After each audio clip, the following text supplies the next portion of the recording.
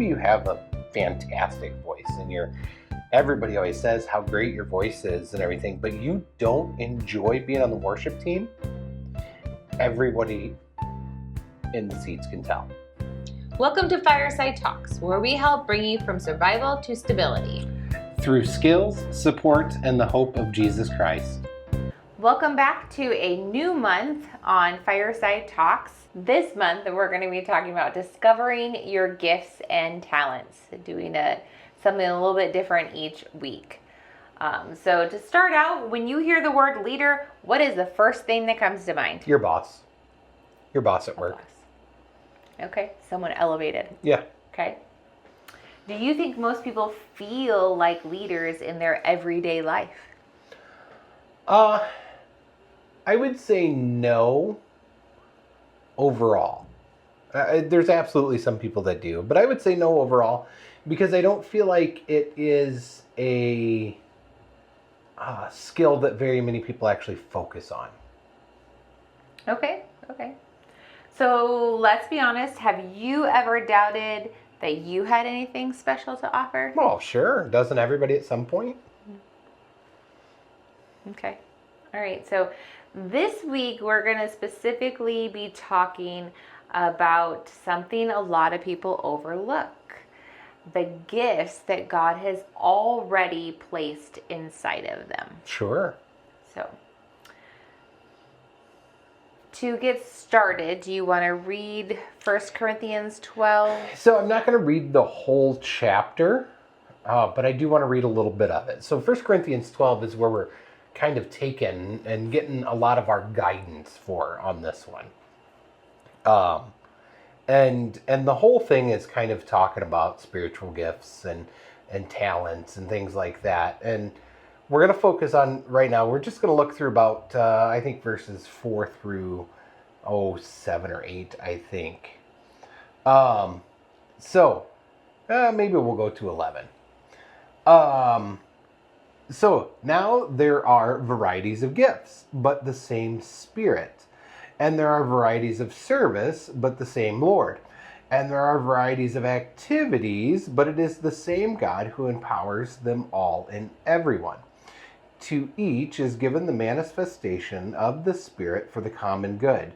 For one is given the Spirit, through the Spirit, the utterance of wisdom, and another the utterance of knowledge according to the same Spirit, to another faith by the same Spirit, to another gifts of healing by the same one Spirit, to another the working of miracles, to another prophecy, to another the ability to distinguish between spirits, to another various kinds of tongues, to another the interpretation of tongues. All these are empowered by one and the same Spirit, who appropriates to each one individually as he wills. Okay. Does that all make sense to you? All right. So he talks about everybody having some kind of different gift. So what stands out to you the most in that? So it doesn't say to one he gives all of these. It says to one he gives this, to one he gives this, to one he gives this. So if we continue reading on in that chapter, he uses the human body as an example, that we're all part of one thing. So like my hand is a part of my overall body, but my hand doesn't do the same thing as my eyes and my ears and my feet and legs and stuff. If you have problems thinking of that as a body, think of it as a car. Like a car needs an engine, a car needs tires. But we need all of these parts for it to work correctly. So why do you think that it's important that not everyone has the same gifts? How boring would that be? Like if, let's say you were given the gift of the ability to like be a mechanic or be mechanically inclined. That's awesome. So we would have tons of people that can fix cars, but nobody that can build a house. We'd have tons of people that can build a house, but no doctors. Like, we all need to have those differences so we can fulfill the roles that need to be filled. Okay. And how does this chapter challenge the idea that only certain people are important in leadership? So I think too is at no point is Paul telling us that it is more important to utter wisdom than it is to um, speak in tongues or to whatever. He never says that these different things are more important than the next. We need all of them to complete the whole. Yeah. Okay. When we say gifts and talents, what do you sorry. When we say gifts and talents, what does that really mean in everyday life? Well, we all have something we're good at. So, let's say you are very mechanically inclined. Well, there's your gift or your talent. However, I feel like we can kind of use those words interchangeably, Okay. gift and talent. But like you find that thing that you're just kind of drawn toward, or you just naturally go toward when maybe there's a project and you are working on something. Maybe you naturally go toward, let's use building as a house as an example. Like me personally, I'm not a carpenter or a construction worker, but I would probably naturally go more toward framing, like the actual building of a wall, than I would electricity. Everybody kind of has the thing that they're naturally drawn toward. Like, I understand this the best. That's what I'm going to go do. Okay. And that's what I think of in everyday life is I have these things that I'm naturally good at. I don't know why, but I am naturally good at these things. So in everyday life, we probably need to look for something that allows us to do that. Okay. So many people ask, what are your gifts? What are your talents? And so many people are just like, well, I don't know. I don't have any. But the Bible clearly says that everyone is given a gift. And so why do you think so many people just think they don't have a gift or a talent? I think if we think of the church in this example, many people think that, and they probably don't have the talent of the people that are on the stage, right? The people that are in front of everyone. The preacher has all these talents with his ability to speak and all that other stuff, which is good. The church needs someone that is able to speak. The worship leader, they have such a great voice, or they're so amazing on such and such instrument. Good, we need that talent in the church to be able to do that. But so many people don't think they have a talent when they're very, very fulfilled, or they're energized when they're serving in the kitchen. Or, for the whole thing to work well, we have to have somebody that feels fulfilled, which is part of your talent. You often feel fulfilled when you're using the talent that you've been given. And maybe they feel fulfilled because their talent is that service of cleaning the building. Mm-hmm. We need all of these things to fit together for it to work well. Okay. So what are some non-obvious gifts?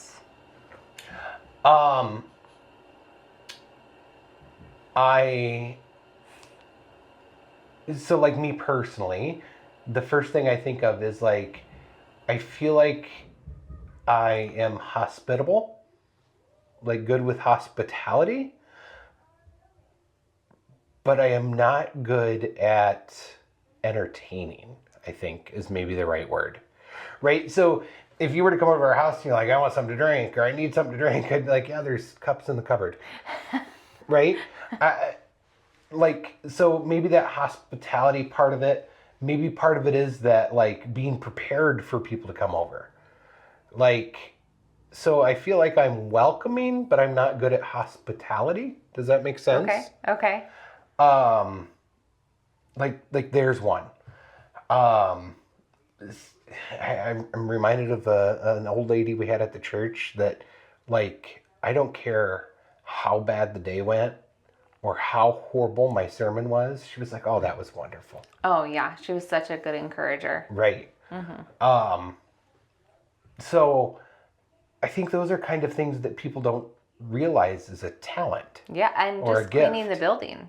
Yeah. Yeah. I mean, anybody can go in and run a vacuum cleaner. But for a lot of people, or maybe not a lot of people, but for some people, it's going to be like a monotonous task. For other people, they're going to feel very satisfied and fulfilled when they do that. Right. Well, that's Yeah. that's kind That of a act gift. of service. So that's a gift that God has given you that we need to complete the whole. Right. Serving in general too Sure. is a gift that a lot of people overlook. That some people just enjoy bringing things to other people and making sure other people's needs are met. Right. So often we only view these gifts and talents as things that are on a stage Yeah. or in front of an audience. And that's just not true. Yeah. Was there a time that you realized, oh, this might actually be something God gifted me?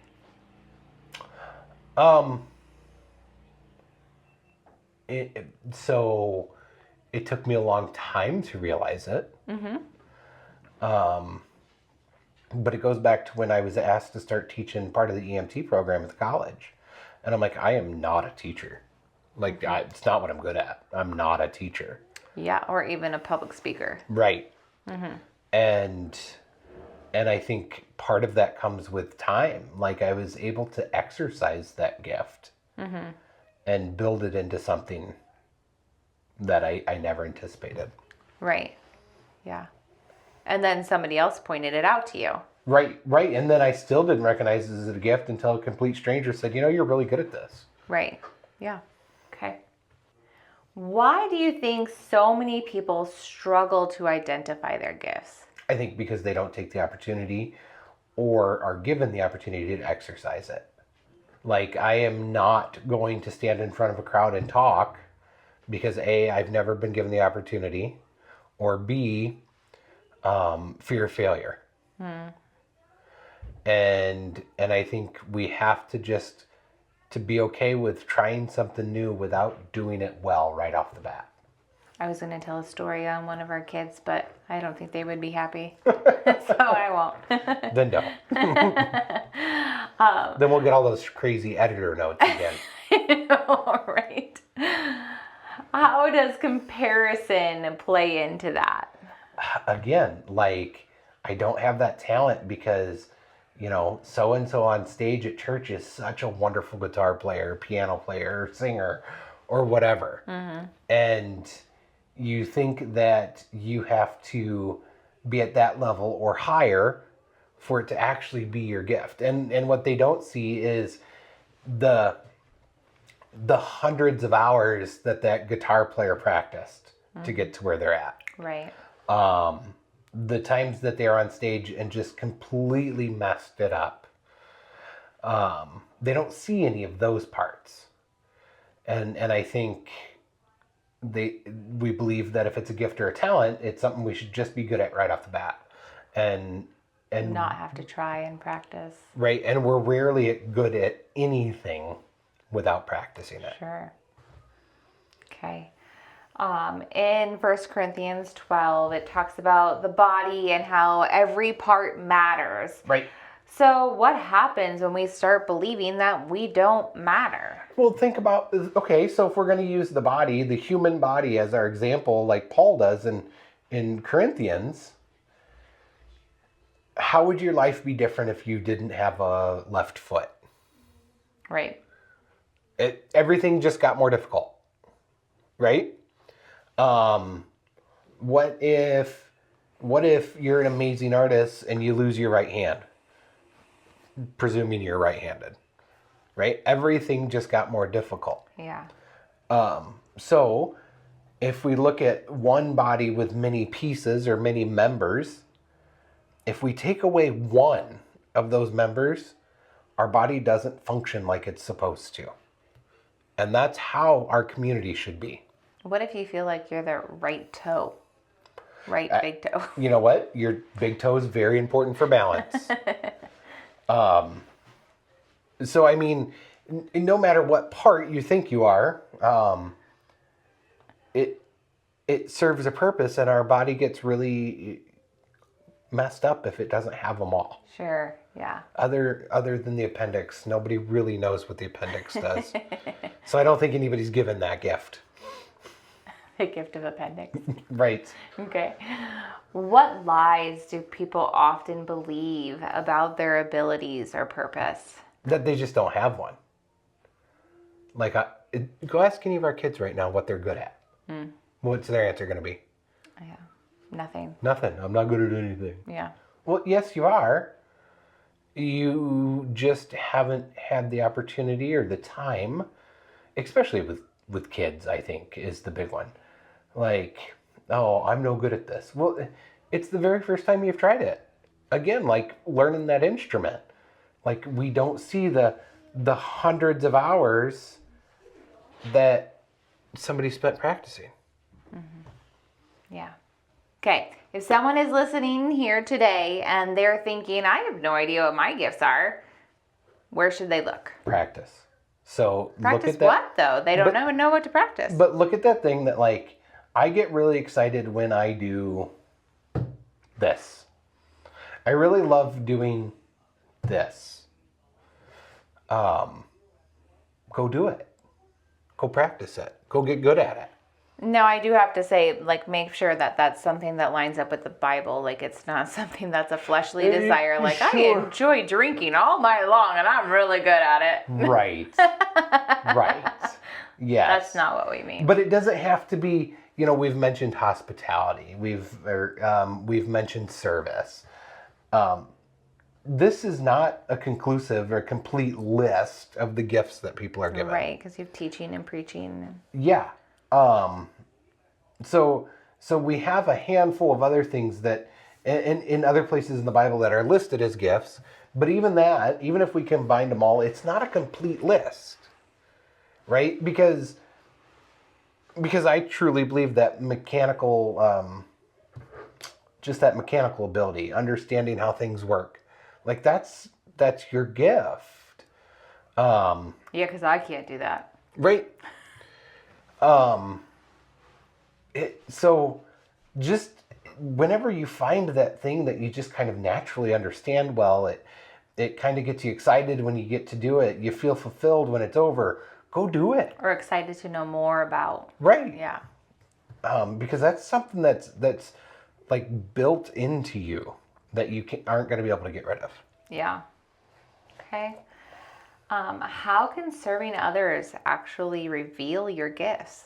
It gives you the opportunity to do more things. Sure. So, and I think it's really important for youth, for teenagers to go on mission trips.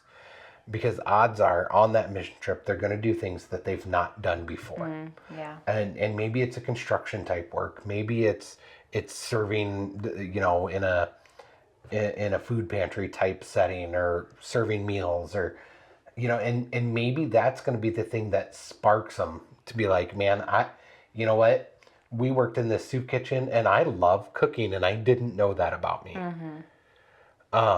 So that's where I really think for our youth, mission trips are important, because it gives them that opportunity to do things that they wouldn't normally do.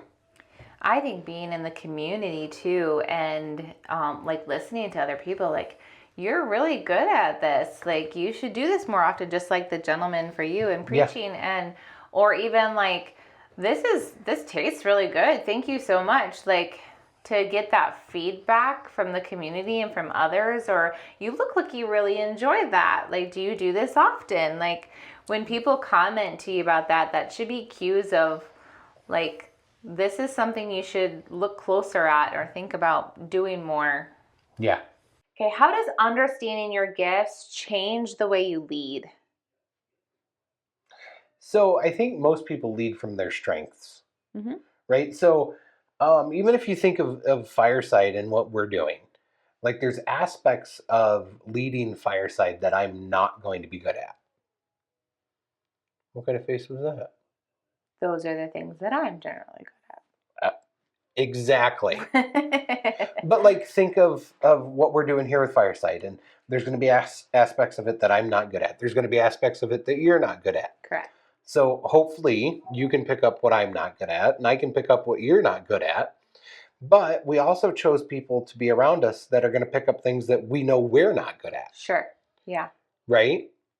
So you usually lead from your strengths. So thinking of maybe it's at work.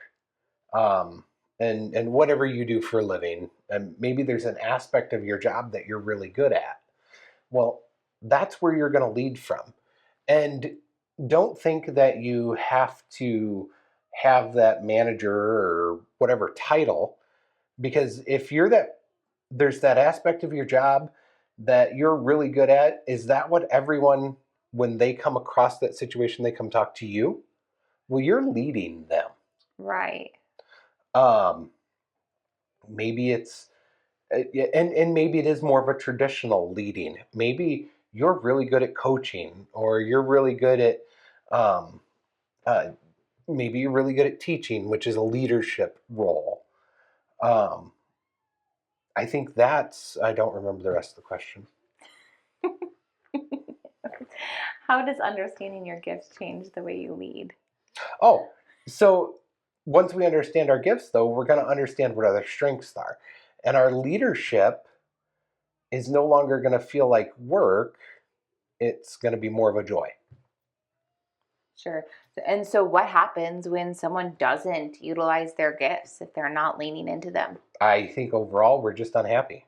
Yeah. And I think that might be, and I think the biggest problem we run into for people not using their gifts is the fear of failure.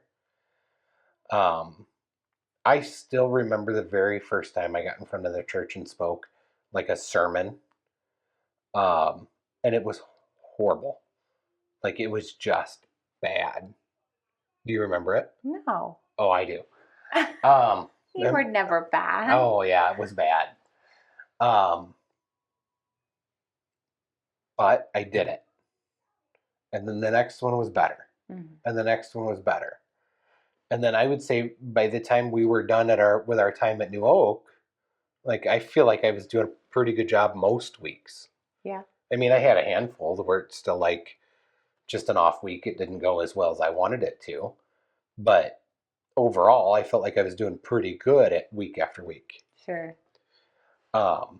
So I think probably one of the biggest reasons people are discouraged is because they just haven't practiced or been given the opportunity to practice.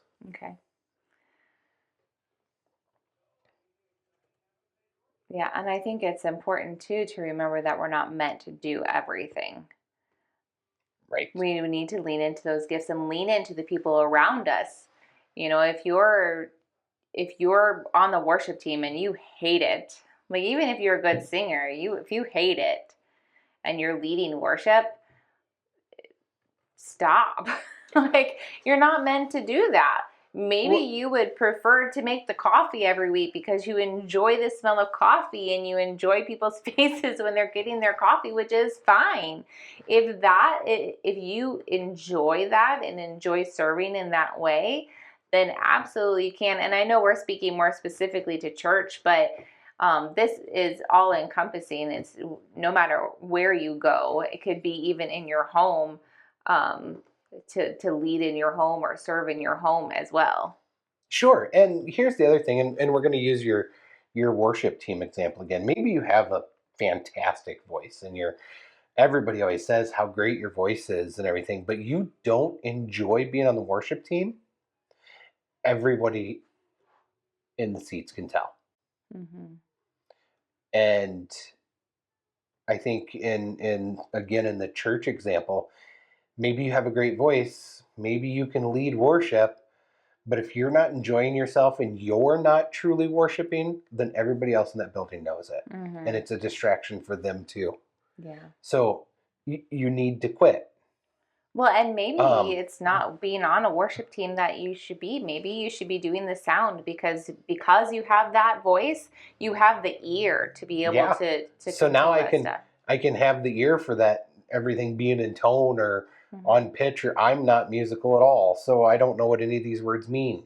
but maybe you have that ability to put on the headphones and run the soundboard really, really well. Yeah. And maybe that's the thing that your organization is missing. And again, it's at home. Um, maybe you absolutely love doing yard work, Mhm. but you hate doing laundry. I don't know that anybody like really enjoys laundry. There's probably somebody that really enjoys laundry. If you really enjoy laundry, go ahead and drop a comment because I'm confused. I But I do want to say that even though it may not be your gift, it doesn't mean that you can't step up and help people either. and if you're really, really bad at it, you won't be asked to do it anymore. But anyways, different different direction. But like think about it. Maybe you absolutely love doing the yard work aspect of things. Well, don't you think that your family enjoys it too? Maybe they don't enjoy going out and planting things or raking leaves with you, but I bet they enjoy coming home to this well-groomed yard Yeah. and home.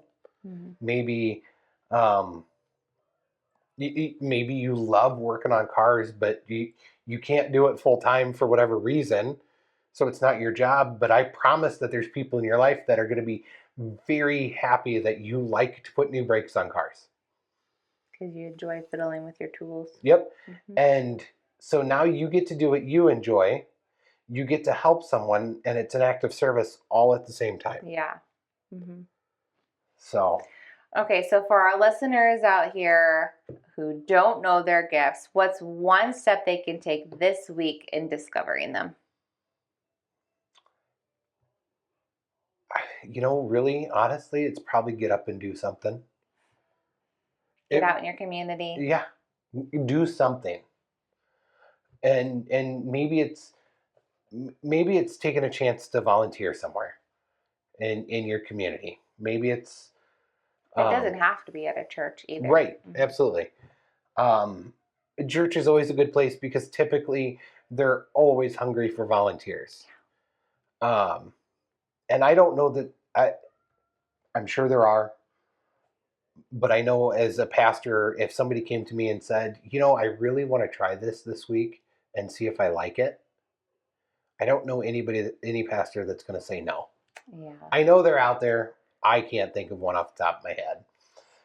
Maybe some of these churches that are more like a production based, they may Right. not want to see that. Right. They might not let you on the worship team this week because they have a paid band. Mm-hmm. They have staff for that. Mm-hmm. But any of these little churches out there, I can't think of a single pastor that's going to say, no, I'm not going to let you try this to see if you enjoy it. Mm-hmm. So if any of our listeners are just feeling down or discouraged, what would you say to them? You have something. There's something. And maybe you haven't discovered it yet, and that's fine. But if you're not looking, you'll never discover it. Mm-hmm. If you're not trying new things, you'll never discover it. So sometimes we have to start getting really comfortable at being uncomfortable. And then I'm just reminded of the parable of the talents. Sure. Of where, the owner gave 3 different men talents, and then they went and multiplied them, but the one hid it because he just wanted to give back what he gave him. Mm-hmm. So we are called to go out and multiply and grow our gifts. Right. But if we're I'll not link where that's from. but if we're not looking for our gifts, we'll never multiply it. Right. Mm-hmm. Just go try something. Sure. So we can pray, and then that will be it for this week. So Father, we are thankful that you've given us gifts and talents and things that everyone is good at differently, or different things people are good at. Because if we were all great musicians, it would be kind of boring. If we were all great construction workers, but we wouldn't have any doctors, or whatever the case may be. So we thank you that you've put these different talents and desires and things that fill us up and rejuvenate us and excite us, that you've given each one of us something different. Um, so now we just ask, if we've never determined what those gifts are, or we've never um, went looking for them, that you just put it on our heart that we start looking for those talents that you've given us. Um, and we just ask that you motivate us, give us courage, give us boldness to go out and do these things. And we pray all of these things in Jesus' name. Amen. In Jesus' name. I do want to say too that you can Google, and there are like gifts surveys Sure. all over the place. If Yep. you like, I prefer to do this than this, and then it'll kind of calculate it and it kind of give you some guidance too. They're all over the internet, so you Yeah. can Google those. Yeah, there's all kinds of stuff out there. Yeah. So that wraps up our first week on leading and serving. This week being discovering your gifts and talents. So join us next week for another version of leading and serving. Version. Another aspect There you go. Aspect. of leading and serving. This is not my gift. My words. No. Words, not mine. Yeah, gift. Right. So please like and subscribe if you want to see more of this. Share this podcast so we can reach more people. Visit our website, firesidecommunity.org. All of our podcasts are listed there. We also have a merch website, which Pat is sporting today. All 100% of the merch goes to Fireside to support our mission. And what else is on there? Oh yeah, giving. There's also a giving page on there too if you would like to help support us as we are moving out of our house, getting it on the market, and looking for land. So. And I think something we don't usually do is we don't encourage comments. Comment below if you would, if you're having trouble finding your talent, or if you have an uncommon talent, we'd like to hear from you. Thanks. We'll see you next week.